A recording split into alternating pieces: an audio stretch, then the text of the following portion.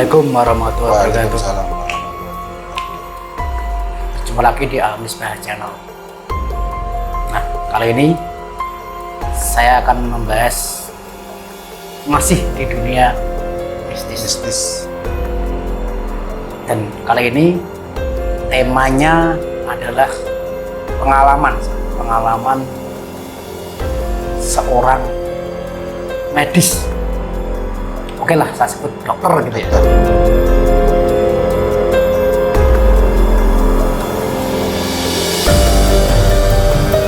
Tapi sebelum cerita ini saya lanjutkan, tolong subscribe-nya, like, share, and komen-nya. Jadi ceritanya ngene sob. Dokter pas nenggenku Sakit ya? Sakit. nggak ngobrol, Oh, ngobrol sharing. biasa karena memang kita kenal. Jadi kita berbagi pengalaman lah, sharing, dan beliau ini cerita sama saya, aku, Mas Misbah. Saya itu percaya dengan hal-hal bisnis. Padahal Beliau itu seorang sebagai dokter. dokter. Nah, loh kok bisa Pak? Aku bilang kok bisa Pak? Kan memang kalau medis kan nggak ada apa maksudnya nggak percaya biasanya. Tapi beliau memang beliau ini seorang yang agamis ya, jadi percaya religi. Jadi percaya tentang hal-hal yang tak kasat mata bahkan tak masuk akal. Karena apa? Karena beliau ini mengalami sendiri. Kenapa Pak kejadian? Jadi beliau itu dulu punya teman baik, dan teman baiknya itu sakit. Ya beliau itu ya juga waktu itu berusaha mengobati dengan obat, dengan apa yang namanya dokter kan. Cuman beliau itu bingung sob.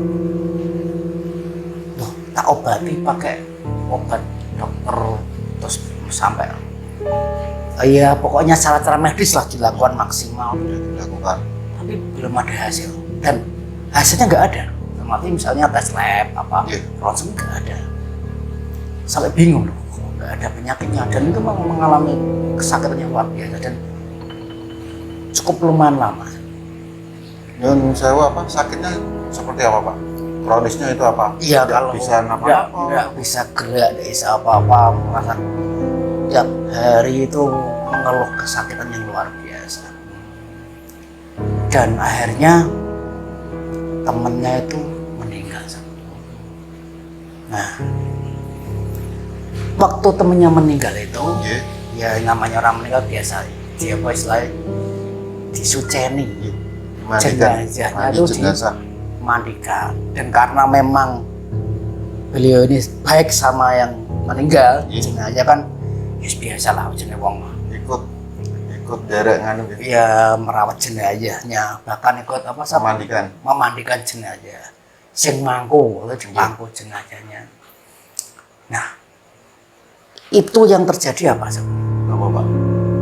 Yang terjadi hal yang sangat tidak masuk akal waktu itu. Beliau cerita seperti itu. Sama saja lah seperti itu. Mas, aku itu nggak habis pikir dan nggak masuk akal sekali waktu kejadian, dan itu nyata. Beliau cerita seperti itu nyata Mas yang tak alami, karena saya melihat sendiri depan mata sendiri. Jadi waktu jenazah itu dimandikan dan dokter tersebut mangku gitu. Bagian mangku kan biasa pas di depannya. Pas depan mangku. Nah, waktu proses pemandian jenazah tersebut, tahu-tahu tuh dalam perutnya si jenazah yang meninggal itu keluar kadal. Binatang Ngerti nggak? Kelata kadal tahu. Nah, hewan kadal. Dan hewan kadal itu kondisinya mati juga. Dan baunya juga gak enak.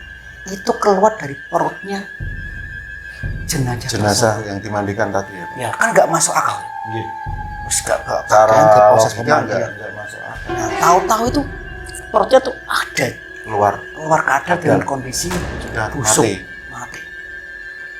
Nah, kalau boleh tahu Pak, itu apa? Itu seperti ilmu atau teluk atau karma atau apa Pak? Wah, itu teluk. Pasti teluk itu. Nah itu loh, seorang medis, seorang dokter itu mengalami suatu kejadian yang tidak masuk akal. Tidak masuk akal. Dan itu nyata dialami beliau sendiri. Makanya beliau, Mas, aku tuh percaya dengan hal-hal yang seperti ini karena saya mengalami sendiri. Jadi waktu itu jenazah, maksudnya temennya tuh sakit gara-gara ada teluh di situ. Sampai orangnya meninggal dan medianya itu berarti kadal itu masuk di dalam tubuh si orang yang temannya tadi itu sampai temannya itu meninggal. berarti Ngeri ya, jam. ngeri. Itu kejadian di luar Jawa. Temannya di luar Jawa. Jadi itulah ada hal-hal yang gaib yang tidak masuk akal dan terjadi. Dan tujuannya lagi-lagi untuk menyakiti seorang sampai meninggal dunia. Dan beliau ini dokter ini saksi melihat kejadian tersebut, Saksi mata, Pak. saksi mata, dan itu cerita ini sangat nyata sekali gitu ya, Sob? Ya. Jadi apa ya Sob hikmahnya?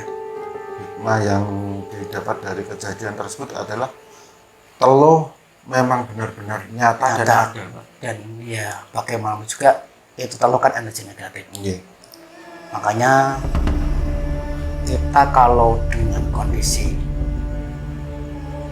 selalu dekat, berusaha mendekat dengan Tuhan, Allah nanti insya Allah lepas dari itu. Ya, jadi ya nggak tahu ya sampai terjadi seperti itu, kita nggak tahu latar belakang riwayatnya kayak apa sampai terjadi seperti itu. Dan memang akhirnya ada korban dan meninggal orang tersebut. Makanya hati-hatilah dan jaga hubungan baik sama seseorang. Kadang kita nggak tahu. Hablum minan nas, Pak. Hablum minan nas. Dan Oke. hablum minallah. Ya. Inggris. Tak Gitu ya. Hablum minan nas dan hablum minallah itu sangat penting. penting sekali. Jadi buat catatan buat kita, hati kita, fisik kita jaga dengan doa biar terhindar dengan namanya saret atau teluh. Oke, itu cerita kami dan kisah nyata kami. Semoga yang kami sampaikan ini bermanfaat. Sekian dari kami, terima kasih. Assalamualaikum warahmatullahi wabarakatuh. Waalaikumsalam.